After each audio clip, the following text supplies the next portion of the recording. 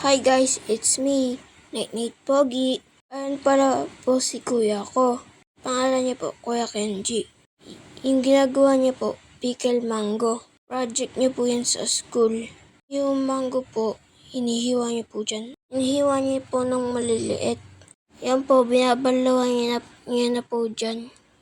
Po, malinis po talaga ang pagkabanlaw. Ayan, binabalawan niya po ng mabuti. Katas niya po balawan yan, isalang niya po. Linagay niya na po sa kasirola. Hindi pa po siya nakantento, hinagasan pa po ulit. Tapos papakuluan niya po yan. Ayan po. Kapag malambot na, luto na. Tanggalin niya lang po yung water dyan.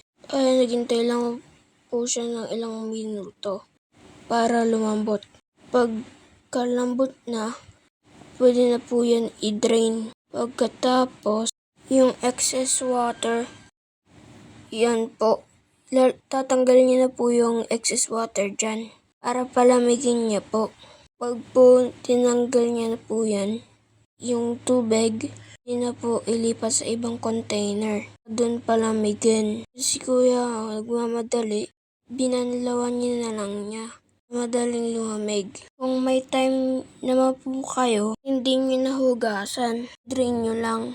Palamigin sa isang container. Tulad ng ginagawa ng kuya ko, ganyan. Nilipat niya na silang container. Para dyan nyo na lang po lagyan ng sangkap. Lalagyan nyo po ng vinegar. Yan, open nyo lang po yan. Katantawan lang po. Yung lulubog lang po yung mga mangga. Si kuya ko, gumamit po siya ng pansukat. Siguro hindi po sumobra. Kung kaya niyo naman po itansya-tansya, pwede na rin. Kasi siya po gusto niya tama lang. Ayan, linagay niya na po yung vinegar sa mangga. Ayan, katapos po, lalagyan po ng brown sugar. Para po masim-masim, matamis-tamis. Ayan po yung lasa ng pickled mango. Sa ating po mga Kapampangan, tawag dyan, burong mangga. Pwede po yan pang dessert.